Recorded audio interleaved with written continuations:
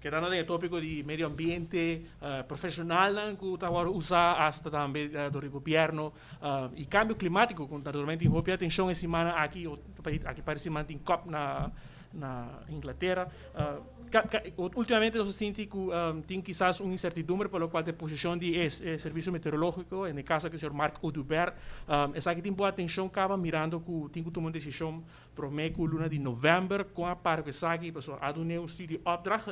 ela acaba aqui e, sin embargo, ainda não tem muita claridade para o nombramento. Algo que acaba de uma ideia, quando vai assim mirando que o que país se minota era tem uma pessoa que está consultant que tem gasto extra e quizás necessário para o governo mirando a situação financeira que nós temos. Obrigado para essa pergunta aqui na Marco, netamente que o tema que está caindo do ministério e que nós temos full atenção para ele.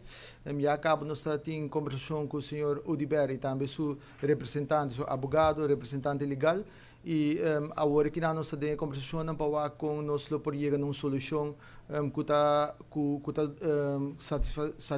satisfazer ambos partidos, tanto o governo e também sua pessoa. Nós estamos atendendo que saque de uma forma interna no momento na aqui e pensei mesmo que desejar de vai em detalhes, pero nós de minha parte do ministério nós temos conversação acaba com o senhor Audubert e nós esperamos que nós possamos chegar a uma solução assim que na algemeen belang de Aruba por worden garantisa.